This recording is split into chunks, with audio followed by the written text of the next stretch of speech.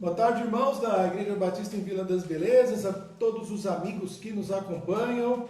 Eu sou o pastor Júnior Martins, pastor da Igreja Batista em Vila das Belezas, e esta é mais uma edição do Pão das Três.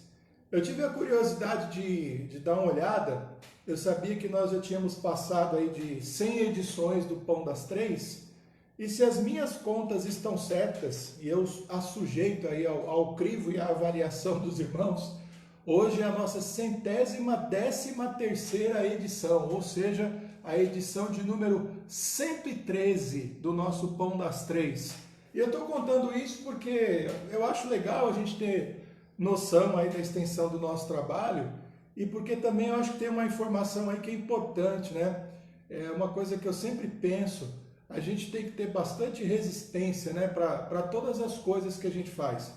A gente tem que continuar em frente, continuar firme, continuar mantendo o foco, continuar mantendo o nosso padrão.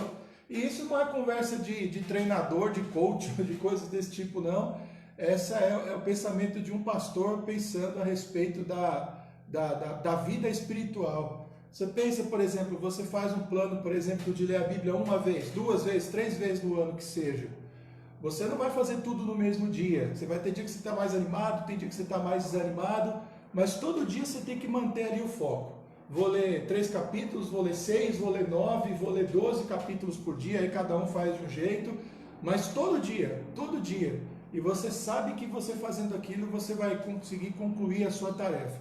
Quando a gente fala aqui dos nossos cultos, por exemplo, do Pão das Três, a gente quando começou lá atrás não pensou assim, nós vamos fazer o Pão das Três até tal dia. Mas o Senhor tem nos abençoado e a gente tem mantido aí o foco do nosso trabalho, todo dia aqui, às 3 horas da tarde, no horário, a gente procura entrar, a gente também, eu tenho certeza, tanto eu quanto o pastor Márcio, o pastor Israel, nós temos um tempo de preparação para o Pão das Três, a gente se organiza de alguma forma, e isso daí demanda da gente, obviamente, uma certa disciplina, um certo esforço. Então, é muito legal fazer essa conta aí hoje, 113ª edição, ou edição número 113, talvez para ficar mais fácil de compreender, e pedindo ao Senhor que continue nos abençoando para irmos em frente. Os nossos cultos gravados, eu não tenho ideia de quantos foram, mas a gente pode fazer as contas lá pelo YouTube da igreja, né?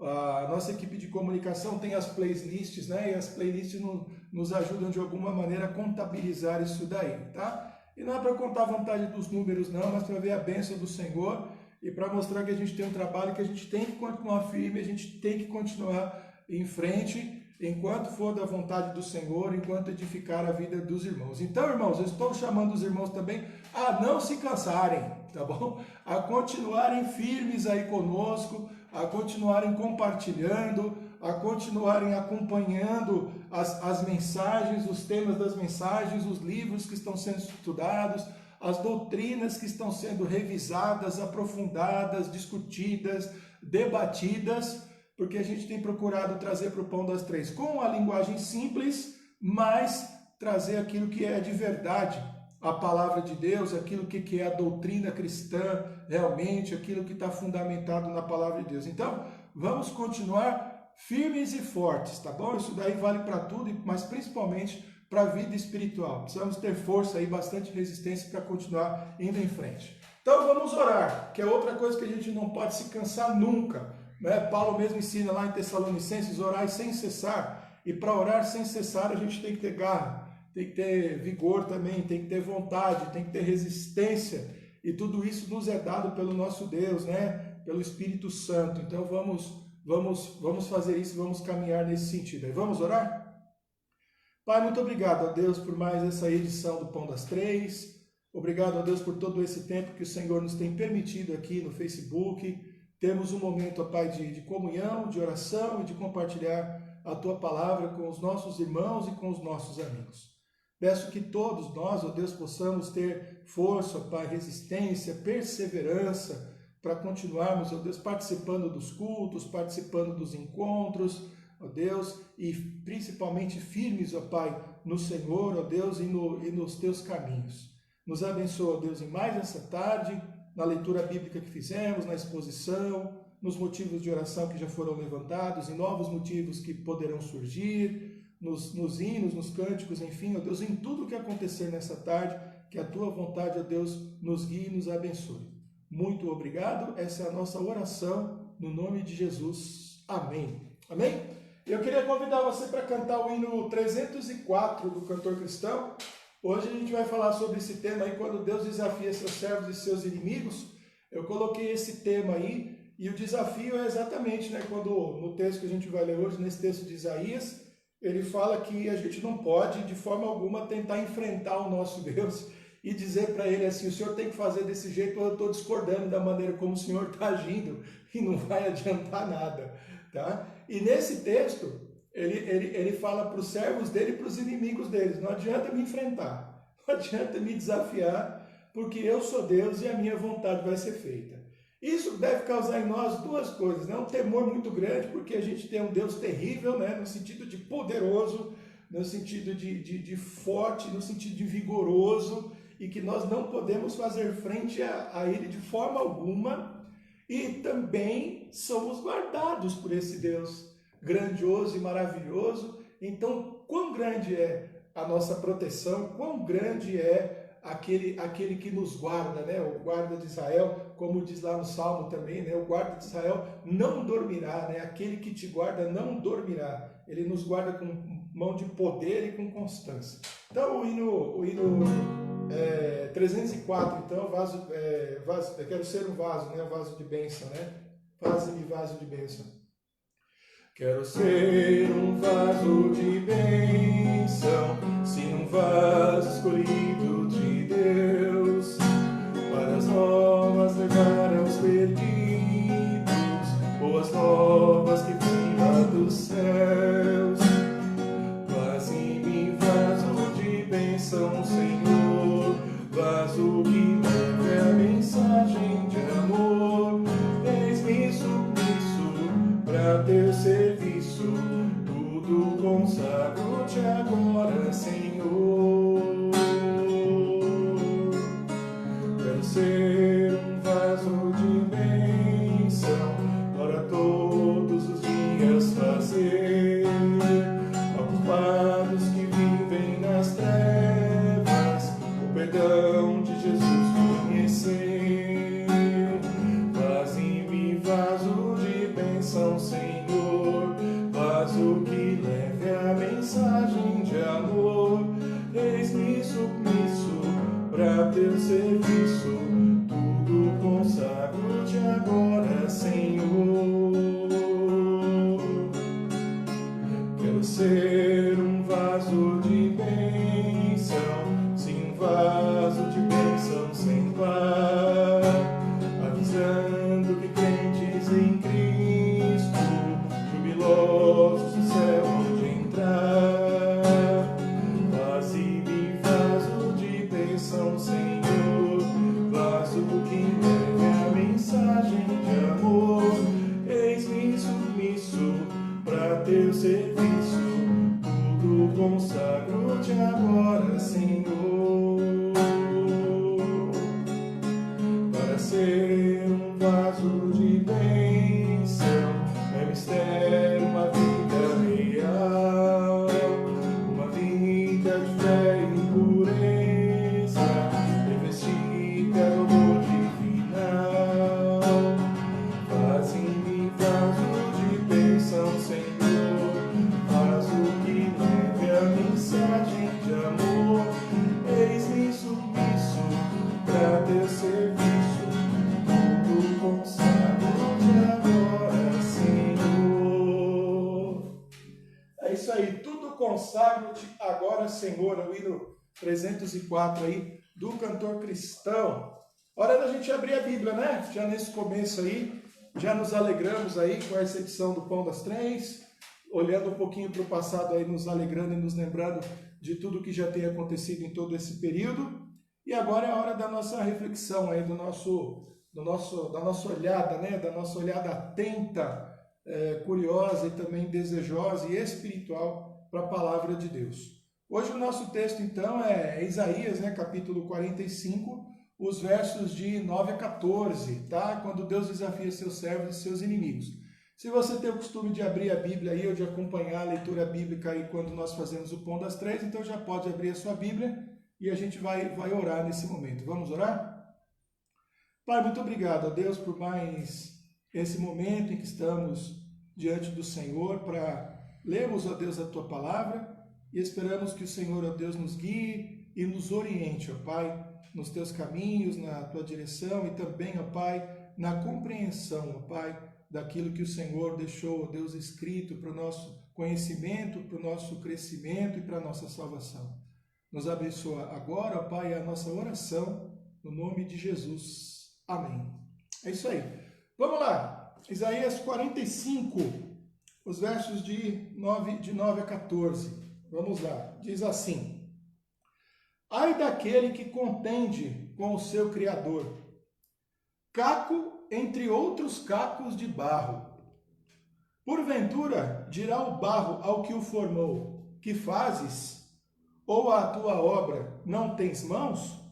Ai daquele que diz ao pai: que é o que geras, e à mulher, que dás à luz.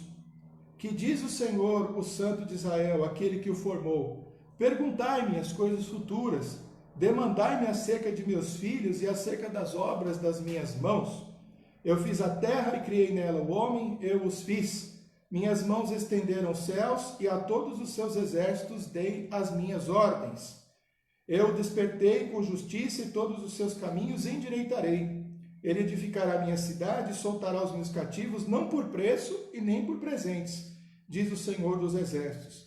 E assim diz o Senhor: o trabalho do Egito e o comércio dos etíopes e os sabeus, homens de alta estatura, se passarão para ti e serão teus. Irão atrás de ti, virão em grilhões e diante de ti se prostrarão. Far-te-ão as suas súplicas, dizendo: deveras Deus está em ti, e nenhum outro Deus há mais. Muito bem, a gente já sabe, né, que a gente está estudando aí um pouco de Isaías. Esse trecho do capítulo 45 é como eu brinquei no sermão passado, acho que no domingo, que é a ideia de volta para o futuro, né? Então Isaías é um profeta, é Deus lidando com a história, ele conhece toda a história, ele vê toda a história como se estivesse aqui na palma da mão dele. Então ele fala do futuro como se fosse passado, do passado como se fosse futuro, ele fala de daqui 1000 anos como se fosse agora, fala de agora como se já tivesse passado há muito tempo, porque ele enxerga toda a história como uma fotografia, né? Eu costumo dizer isso, olhando diante dele ali, ele vê num instante ali diante dos olhos dele, num clique. Então é um texto bastante interessante, porque ele está contando a história do que ainda vai acontecer, como se já tivesse acontecido. Então o povo está ouvindo aquela história, está passando por um momento, eles ainda estão num momento de tranquilidade, eles são avisados que vão cair numa desobediência muito grande, que serão punidos com o exílio, e eles sabem que eles também vão voltar, vão retornar do exílio, terão a sua vida restabelecida, e que o Senhor vai abençoá-los de um jeito maravilhoso. Então eles olham para o futuro como se estivessem olhando para o passado, porque é como se eles já fossem convidados a se arrepender e a se converter daquilo que eles ainda não fizeram, daquilo que eles ainda não erraram. Não pareceria um exagero se não fosse o próprio Senhor contando a história. Porque se eu chego para você como pastor, como ser humano e digo para você assim: você já deve sofrer as dores de arrependimento pelos pecados que você vai cometer, é uma loucura que eu estou cometendo, porque eu não conheço o futuro, eu não posso dizer para você exatamente como serão as coisas do futuro, mas o Senhor pode.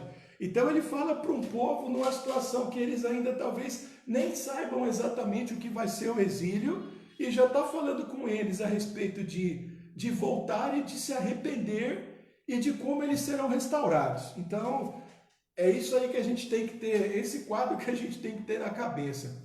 A gente como cristão, a gente também tem essa expectativa, porque olha só, o Novo Testamento nos fala um pouco de como será a vida no céu e de como é que nós vamos chegar lá.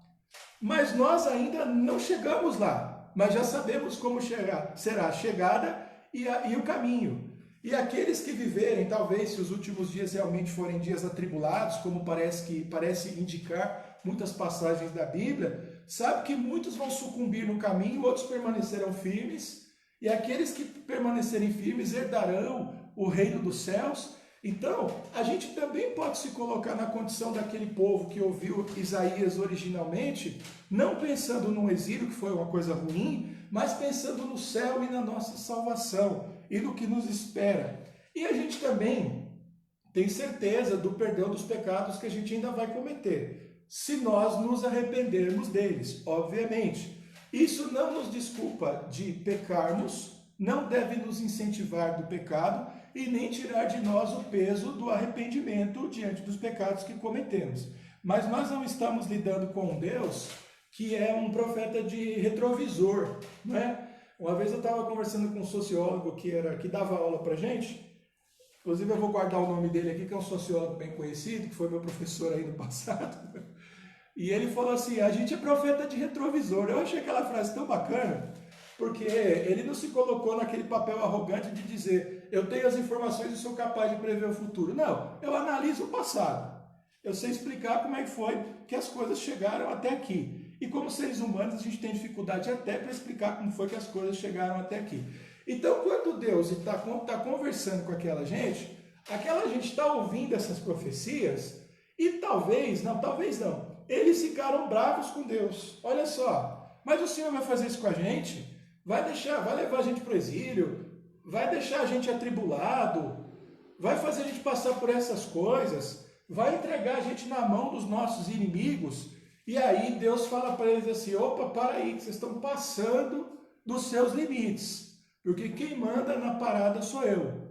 Eu estou dizendo para vocês exatamente como as coisas são, porque eu sei como serão. Eu conheço o coração de vocês, eu conheço a dureza do coração de vocês, e é assim que as coisas serão, porque foi assim que eu cuidei, foi assim que eu determinei. Isso é bem maluco. E eles estão ouvindo ali aquela bronca, porque o que acontece aqui é uma bronca.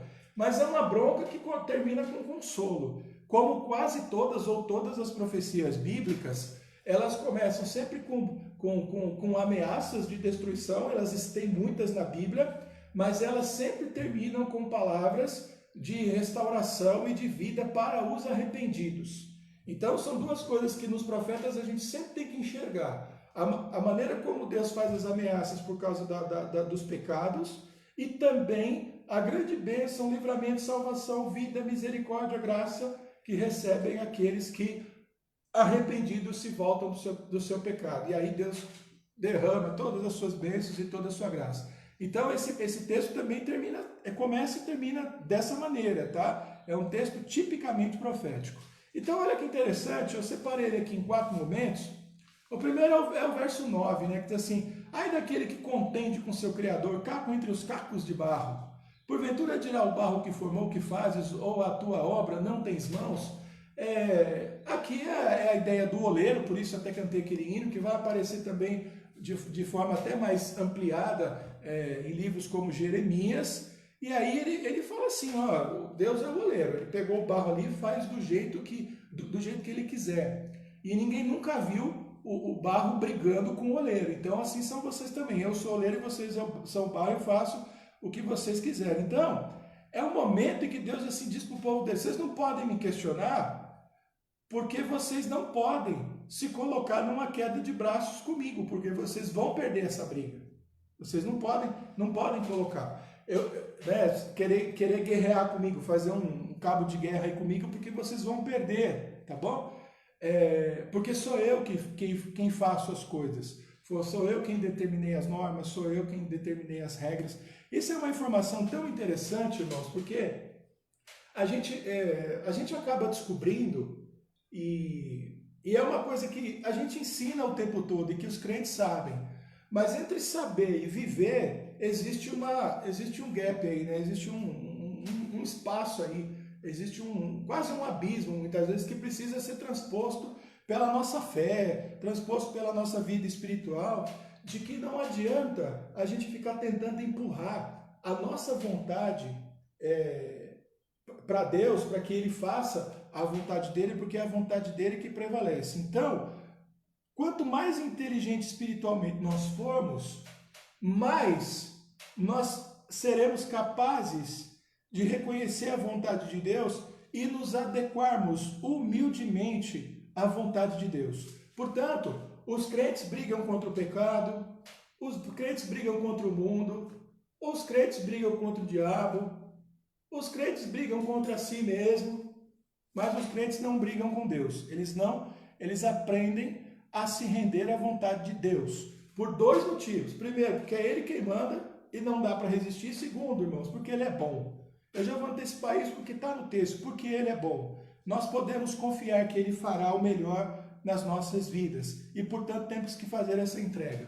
Muitos pensadores, né, e teólogos, eles tentam explicar com palavras essa maneira como os crentes aprendem, né, os crentes que amadurecem aprendem a se entregar de verdade nas mãos de Deus, e eles criam várias teorias para explicar, e todas elas explicam um pouco, mas não explicam o todo. Então, quando eles falam, por exemplo, do salto da fé, então eu já vi tanto isso, e acho que foi o ano passado ou o ano retrasado, eu me aprofundei lá um pouquinho no teólogo que estudou isso lá, que foi o Kierkegaard, e eu aprendi umas coisas tão interessantes, porque eu achava que o que ele queria dizer é que a gente tinha que fazer um pulo cego, né? E assim, se entregar sem saber o que vai acontecer. E aí, tomando o exemplo de Abraão, que foi um desses homens que seguiu a vontade de Deus plenamente, ele mostra pra gente que Abraão, quando fez aquilo, ele como ser humano, ele não sabia até onde os seus atos de fé o levariam, mas ele confiava plenamente em Deus. Então, não é um pulo às cegas. É alguém que se entrega ao Senhor porque confia plenamente nele. Nesse momento do texto de Isaías, o que está acontecendo? Eles não confiam e acham que podem resistir à vontade do Senhor, e não podem. Isso vale, por exemplo, quando a gente estuda discipulado, quando a gente estuda a vida dos apóstolos. Uma das coisas que mais chama a atenção da gente: venham cá, vocês não serão mais pescadores de peixes, mas serão pescadores de homem. E prontamente foram seguir Jesus. Mateus é mais impressionante, sentado na coletoria. A conversa parece que foi assim: segue-me. Aí diz que ele levantou da coletoria e seguiu Jesus. Naquele mesmo dia ofereceu um jantar para Jesus e passou a seguir, se tornou um discípulo de verdade de Jesus. Então, parece que é isso que o Evangelho ensina. A gente tem que parar de brigar com a vontade de Deus e nos entregarmos à vontade dele. O que a gente tem que lutar é contra o pecado, é contra o diabo, é contra o mundo, às vezes contra a gente mesmo, mas contra Deus não. Quanto menos resistente nós formos à vontade de Deus, mais dentro da vontade dele, obviamente, nós estamos, até mais realizados, mais tranquilos, mais em paz, mais guiados e mais orientados. Pensa aí na tua experiência a respeito disso. A outra parte, eu falei que eram 4, vamos para a segunda. É o verso 10, é muito interessante. Diz assim: ai daquele que diz ao pai, que é o que geras, e à mãe, que dás tu à luz. Não sei se você consegue entender isso, mas eu vou explicar. É como se o filho chegasse para o pai e perguntasse assim: por que você me botou no mundo? Por que você me fez? E aí chega para a mãe e fala assim: por que você me deu a luz? Por que você me pariu? Por que você me colocou nessa existência? Né? Então, talvez lá do ponto de vista deles, é como se fosse aquela pergunta que eles fizeram durante a peregrinação no deserto.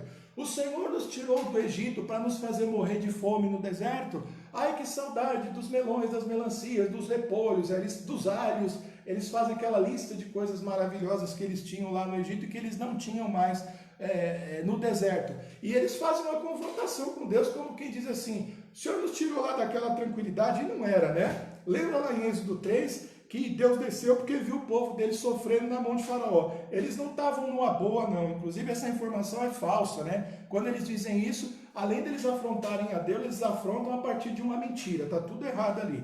Mas aí, o que eles fazem? Nos tirou de lá daquele bem bom, entre aspas, lá para nos trazer para isso. Foi para isso que o Senhor fez.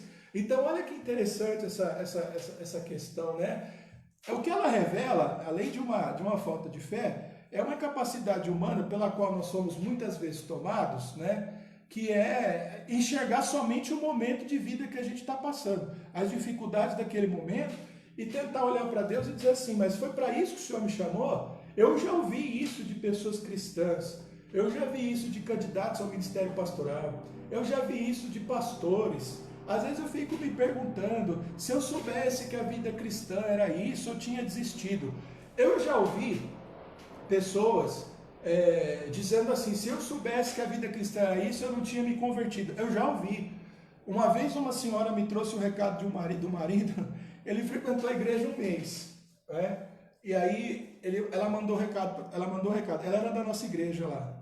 Ela, graças a Deus, é crente, mas ela trouxe um recado com uma tristeza muito grande e falou, ó, meu marido pediu para te dar um recado, pastor. Eu falei, qual que é o recado? É o seguinte, ele falou que veio aqui um mês e a vida dele não mudou nada, então ele não vem mais. Bom, eu sentei com ela e expliquei que não é assim, né? Não é assim da noite para o dia que as coisas acontecem e a gente nem pode garantir que as pessoas vão viver a vida maravilhosa que elas projetam, porque talvez os planos que o Senhor tenha para a gente são absolutamente diferentes. Então, olha só, olhar para isso e aprender a olhar para Deus e aprender a amar a vida que Ele nos deu, a aceitar a vida que Ele nos deu e a sermos produtivos, abençoados e alegres com a vida que Ele nos deu.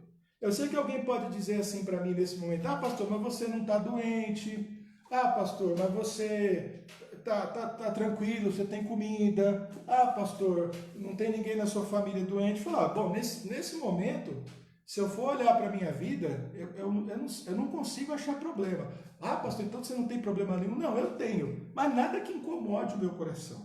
Mas já houve momentos em que eu tive. E pode ser que no futuro o Senhor me reserve aí, quem sabe, aí dores muito grandes, a gente não sabe. E é exatamente isso que o texto está ensinando. A gente não pode guiar a nossa vida apenas por um momento e nem questionar a nossa existência diante de Deus. E aí ele coloca até como exemplo filhos, né? Eu não sei se você já passou por essa experiência, né? Se você já viu isso, mas eu já vi acontecer do filho encarar o pai, tipo, agora você se vira porque eu não pedi para nascer.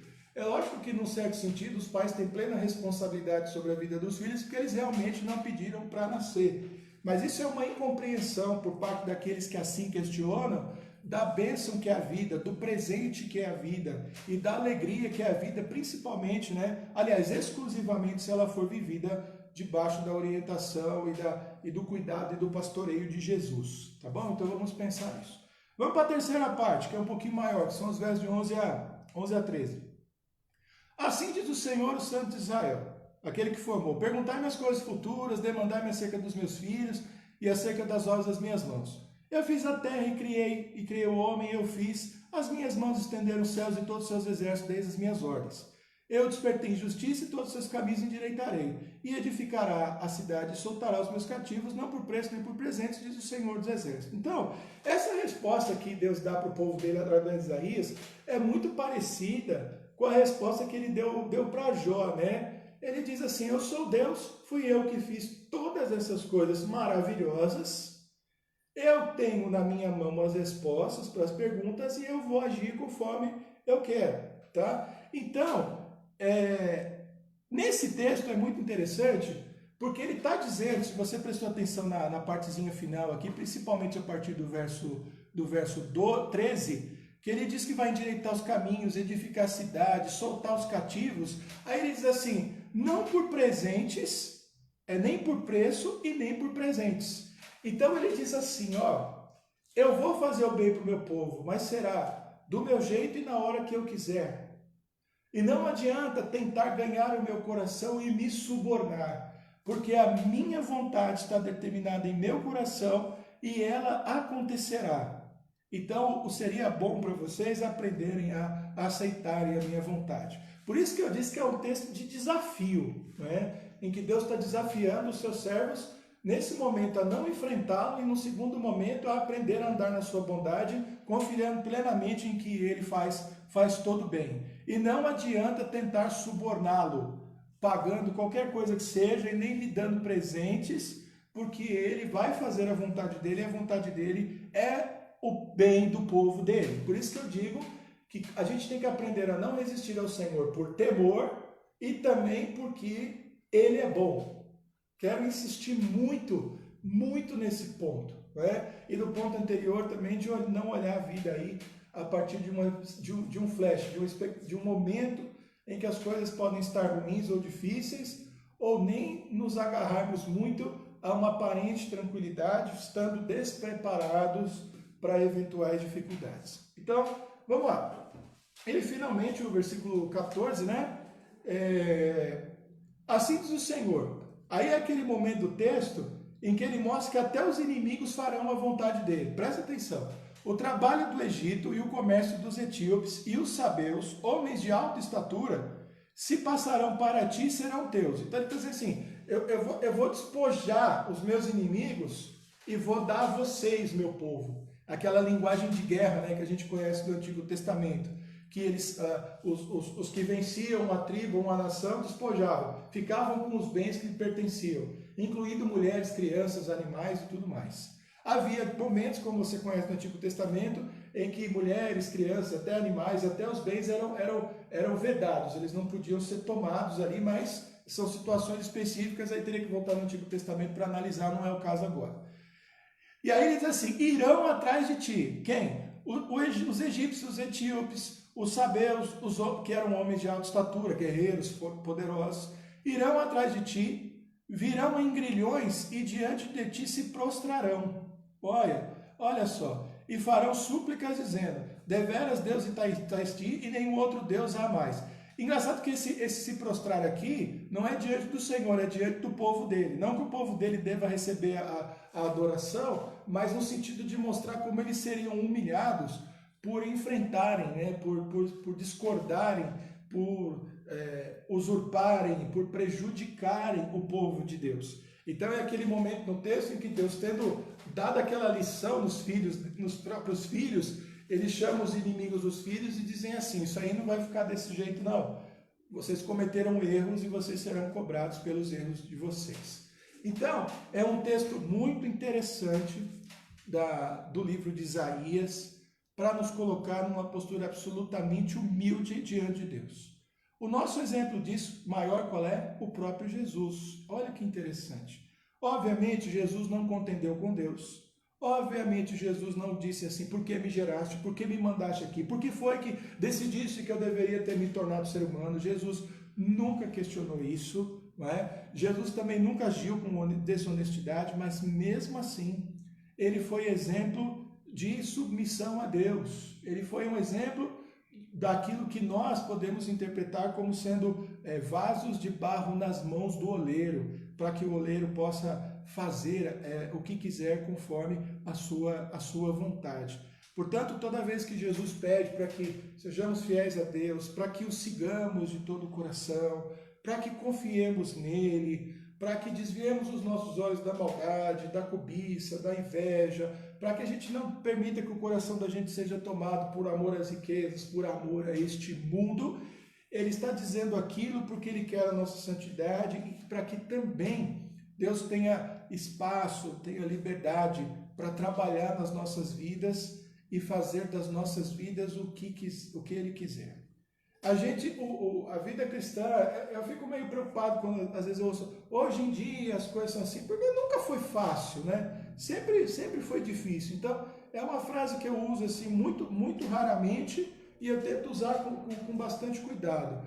Mas a gente vive, num certo sentido, um tempo caracterizado por uma resistência ao Evangelho, por uma resistência à vontade de Deus.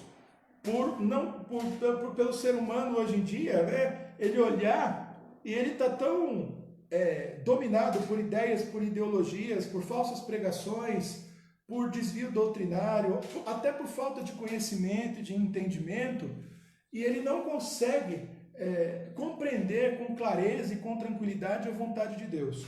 Uma vez uma pessoa me perguntou assim, pastor, como é que eu faço para saber a vontade de Deus?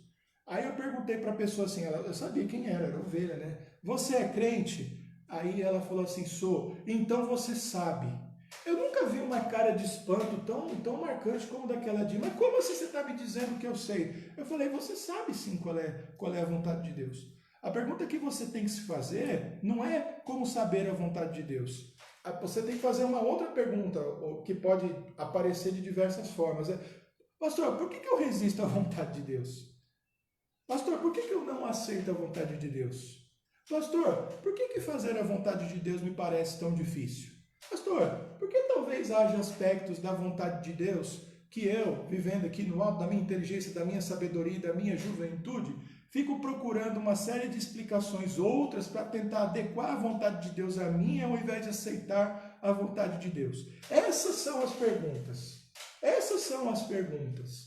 Os crentes, com pouco tempo de estudo, eles já começam a tatear e saber princípios muito simples. Precisamos viver para Deus, precisamos amar a sua palavra, precisamos orar buscando a sua presença, precisamos ter honestidade. Ué, você não sabe disso? Essa é a vontade de Deus. Ah, pastor, mas eu queria saber exatamente quem vai ser o meu marido, quem vai ser exatamente a minha esposa. Também está fácil. Você quer saber com quem você vai casar? Primeiro tem que ser crente. Hoje parece ridículo, mas você tem que também namorar com uma pessoa que seja solteira, com uma pessoa que esteja livre. Até esse tipo de coisa a gente tem que dizer. Mas não são coisas tranquilas e óbvias, não são coisas absolutamente misteriosas. Então, quando alguém me pergunta, eu digo, você é crente, você sabe. A pergunta não é qual é a vontade de Deus, a pergunta é por que você resiste a ela. A pergunta é por que você quer adequar a sua vontade à vontade de Deus. Por que você não a aceita? Não é? Por que você cria explicações que a distorcem? Então, Deus está desafiando a gente hoje nesse sentido. Nós somos vazios de barro, a gente não sabe de nada. A gente está vivendo num período da história aqui e a gente não está entendendo bem nem o que está acontecendo à nossa volta, quanto mais, muitas vezes, entender tudo o que vai acontecendo no nosso futuro. Aí o que a gente faz? A gente simplesmente vive e confia plenamente no Senhor, fazendo a sua vontade. Não vamos desafiar a Deus, porque a gente vai perder essa briga. Vamos nos render ao Deus poderoso e que é bom e que quer o nosso bem. Amém? É isso aí. Vamos ver aqui os nossos pedidos de oração.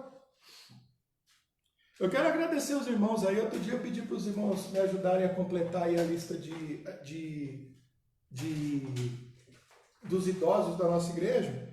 E os irmãos ajudaram e está cada vez mais bonitinho aqui. Eu quero até ler, porque eu sei que os idosos nos acompanham e é uma forma também de, aqui citando o nome deles, de fazer a chamada, de dizer que eles estão presentes e que nós, pastores e igreja, estamos sempre pensando e sempre orando por vocês.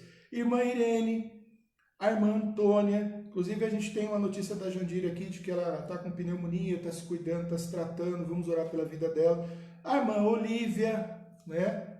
A irmã Zita, a irmã Zulmira, tem um vídeo bonito aí circulando aí e fotos aí dela com o pastor Israel, a visita que foi feita. A irmã Zéza, a irmã Ruth Araújo, a irmã Iracema, que está com a filha, né, a Vera Lúcia internada. A irmã Joaquina, né, que está sempre lá com a gente nos cultos de quarta, de domingo. A irmã Olímpia, a irmã Helena, o irmão Flores, o irmão Crispiniano, a irmã Gersi, o irmão Francisco Pedro, a irmã Nadir e a irmã Suzy, né, irmã Suzy? A Vera acabou de colocar aqui para mim. Está orando pela vida da nossa irmã Nadir, né? Ela vai viajar amanhã para São José dos Campos para acompanhar a vida do seu irmão, né? Ontem o pastor Israel comentou com bastante detalhes. Ele está num estado de saúde bastante grave, tá? Com câncer, e ela quer visitá-lo, quer estar com ele nesse momento. Vamos orar pela viagem e pela visita em si, tá bom? Então, o irmão Francisco Pedro, a irmã Nadir, a própria irmã Suzy, tá bom? Obrigado por estar participando mais uma vez. O irmão José e a Fidelis, a irmã Arlinda Fidelis. José, irmão Fidelis, é meu xará, né? Eu sou José também, eu sou Zé também. Todo mundo me chama de Júnior porque me chamam de Júnior desde criança. Mas já houve lugares aí onde eu era conhecido, chamado como José, tá bom? Não tem problema nenhum, é o meu nome, eu me orgulho, inclusive o nome bíblico aí bastante importante, é o nome que eu herdei do meu pai. Elizabeth Schattner, né? Nome aqui, nome importado aqui também, né? Nossa irmã Elizabeth. A irmã Arani, nossa irmã Nega também. A irmã Maria Aparecida Sulino, tá bom? Sempre tá aparecendo aí, né? A filha para pedir oração. A irmã Ruth Lopes, que está aqui a poucos metros aqui atrás de mim, né? Minha vizinha aqui. A irmã Zulmira Marques. Apareceu também o nome do irmão Domício aqui também, né? Que alegria também, né? Completou aniversário aí pouco tempo atrás, aí já é um idoso aí, mas com bastante vigor, graças a Deus também, tá? Se os irmãos lembrarem de mais alguém, manda pra gente, a gente vai completando essa lista aqui, tá? A irmã Cida também vai viaja hoje, né, com a família, agradece aí a melhoria no estado geral da sua saúde. A Kátia compartilhou também que o primo Tilson está respondendo bem ao tratamento, né, a quimioterapia, e que a mãe dela conseguiu lá uma cadeira de rodas para melhorar o cuidado e o tratamento do pai dela, tá bom? Que a gente já vem orando aí já há algum tempo. A Hélia tem trazido informações a respeito do Edson Barros, que ainda está na UTI, mas tem apresentado uma boa evolução aí diária. E a Santina, né, vem pedindo aí oração pelo Augusto, né, por ela, por toda a família, pelo luto, né, que eles têm vivido aí com o falecimento em agosto, né, da irmã do Augusto e agora da madrasta do Augusto. Está bastante triste, a família bastante abatida. Aí eu aproveito para lembrar também, né, das famílias enlutadas da nossa igreja, das viúvas da nossa igreja também, que Deus possa abençoar a vida de todas vocês. Os irmãos com problemas de saúde em tratamento, irmão Wilson, Gabriel Santana, irmã Irailda, irmã Tata, a Ana também, né, aqui no caso porque quebrou o pé. A gente tem a Mônica e o Edilson lá do Bororé, né? O Alexandre comunicou isso aí pra gente, que eles estão em tratamento em casa para Covid, sem efeitos aí muito devastadores, mas ali guardadinhos, reservados. E a Mônica é bem ativa, né? A Mônica é bem espoleta, né? Deve estar difícil, né, Mônica? Eu sei que a Mônica acompanha o Pão das Três aí. Que Deus te cure você, seu esposo, e também dê a vocês bastante tranquilidade para passar esse período aí isolados em casa. E aí nós temos aí vários outros pedidos de oração com profissionais da área de saúde e tudo mais. E a Arlete Cavalcante, minha ovelhinha querida lá do Jardim Porã, pedindo oração pela família dela, família que eu conheço bem, família que mora no meu coração aí, tá? Eu tenho uma alegria muito grande de ter pastoreado. As meninas fizeram parte de uma banda que eu tive aí 10 anos, então a gente teve um relacionamento aí muito intenso, muito forte, e com a Arlete também. E a gente vai lembrar também, tá? Um abraço aí, um beijo aí para todo mundo. Manda um abraço pro Arnaldo também. Faz anos que eu não converso com o Arnaldo, dá saudade dos papos que a gente batia, tá bom? E é isso aí, gente. Apareceu mais algum pedido de oração? Tá? E aí tem os familiares aqui dos irmãos da igreja, tá? Tá longo, mas eu vou falar rapidinho aqui, tá? O Arlindo, a Denise, a Eti, a Juvelina, o Giuseppe, a Vera Lúcia, o seu Carmino, o Tilson, que já citei aqui, o Daniel, a Vaneide, o Elsomar, a Silvete, a Conceição, o pastor Paulo Gil, o Severino, Raul, Antenor, Vera, que veio pedido pela irmã Ruth Lopes, Edson Barros, Valdir, tá? Família da Karina, né, que é o pedido da Meire, e a Luíse também, que é um pedido de oração que vem pela Abigail Leite. Esses nomes são nomes aí que já começam a ficar familiares para nós, de irmãos e parentes, de amigos, pessoas ligadas a pessoas da nossa igreja, para a gente orar, tá bom? Então vamos buscar a presença do Senhor mais uma vez, colocando aí todos esses pedidos de oração. Pai, muito obrigado a Deus, porque mais uma vez nós podemos, ó Pai, buscar a Tua presença diante, ó Pai, de tantos pedidos, ó Deus, de oração. Te agradecer, ó Deus, pela vida dos irmãos que têm se recuperado, ó Deus, pedir a Tua misericórdia para as famílias enlutadas, as viúvas e viúvos, ó Deus, da nossa igreja, pedir, ó Deus, também em especial pela família da Santine e do Augusto, que tem vivido esse luto, ó Pai, nessas últimas semanas. Ora, ó Deus, pelas pessoas que estão viajando, vão viajar hoje e amanhã, como a irmã Nadir, ó Deus, que vai até São José dos Campos, a nossa irmã Cida Teixeira também, que vai viajar com os seus familiares. Que a Tua graça, a Tua bênção, ó Deus, possa acompanhar a vida das duas, que elas possam, ó Deus, cumprir os propósitos, ó Deus, de suas viagens e voltar, ó Deus, com tranquilidade, ó Deus, para casa. Te agradeço também, ó Deus, pela vida dos idosos, ó Pai, da nossa igreja, essa lista, ó Pai, que lembramos aqui, pela qual também oramos com carinho. Muitos deles, ó Pai, vivendo problemas, ó Deus, de saúde, mas, ó Deus, pelo que sabemos, o Senhor tem guardado cada um deles, ó Deus, na fé, ó Deus, e na paz do Senhor. Abençoe a vida dos seus familiares também, das pessoas que têm a responsabilidade de cuidar de cada um deles, de observá-los, e que eles possam também ser diligentes, atentos, ó Deus, e sábios, ó Pai, nesse cuidado de pessoas, ó Deus, que são tão importantes para o Senhor, tão importantes para a igreja, para a vida da igreja, para os nossos ministérios. Obrigado também, ó Pai, pelas pessoas, ó Deus, que são parentes, amigos, conhecidos de irmãos da nossa igreja, e que o Senhor, ó Deus, nos tem trazido, ó Deus, ao conhecimento para que possamos orar. E pedimos, ó Deus, a tua bênção, ó Pai, sobre a vida de todos eles. Ó Deus, para que eles tenham, ó Deus, a tua graça, tenham a tua misericórdia, possam ser curados, ó Deus, possam ser restabelecidos, possam, ó Deus, sair, ó Deus, do hospital, e que os tratamentos, ó Deus, que eles têm feito evoluam e os ajudem, ó Deus, a crescer e a combater, ó Deus, os males que os têm afetado, ó Deus, fisicamente. Mas, acima de tudo, também eu oro, ó Pai, para que eles possam ouvir, ó Deus, se ainda não são crentes, a palavra, ó Pai, do Senhor, através, ó Pai, desses irmãos, ó Pai, que têm contato direto com eles, onde quer que estejam, que a Tua palavra possa chegar-lhes e alcançar, ó Deus, os seus corações, e a nossa oração é para que também esses corações sejam corações férteis, ó Deus, onde a semente da Tua palavra, uma vez plantada, possa, ó Deus, germinar, ó Deus, e dar árvores frondosas, ó Pai, cheias de frutos, ó Deus, para a glória do Senhor, ó Deus, e também para o Evangelho. Obrigado, ó Deus, mais uma vez por esses momentos de oração, de compartilharmos, ó Deus, com os irmãos, ó Deus, os nossos pedidos. Atende também, ó Deus, o pedido da Arlete, ó Deus, que pede por todos os seus familiares, a sua mãe, ó Deus, os seus irmãos, as suas filhas, ó Deus, o relacionamento que todos eles, ó Deus, têm entre si e têm com o Senhor. Que o Senhor continue derramando ali, ó Deus, o Teu poder, ó Deus, a Tua graça, e dando a eles, ó Pai, direção espiritual em tudo aquilo que eles fizerem. Muito obrigado, ó Pai, por esse momento, ó Pai, pela alegria de estarmos juntos. É a nossa oração no nome de Jesus. Amém. Amém? Chegou um pedido aí? Tá. Muito bem, legal. A Santina agradecendo aqui, né, pelas orações.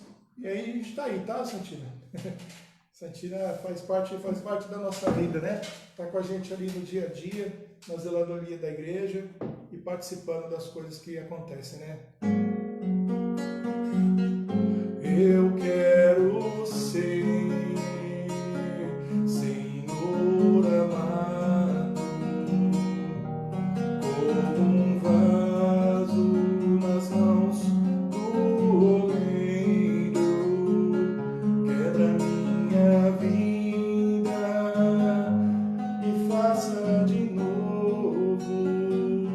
Eu quero ser, eu quero ser um vaso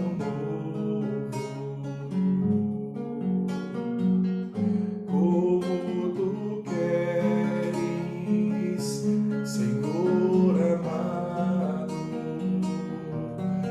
És oleiro e eu sou o vaso, quebra minha vida e faça de novo.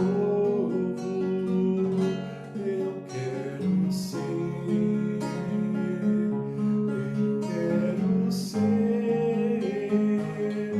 um vaso novo.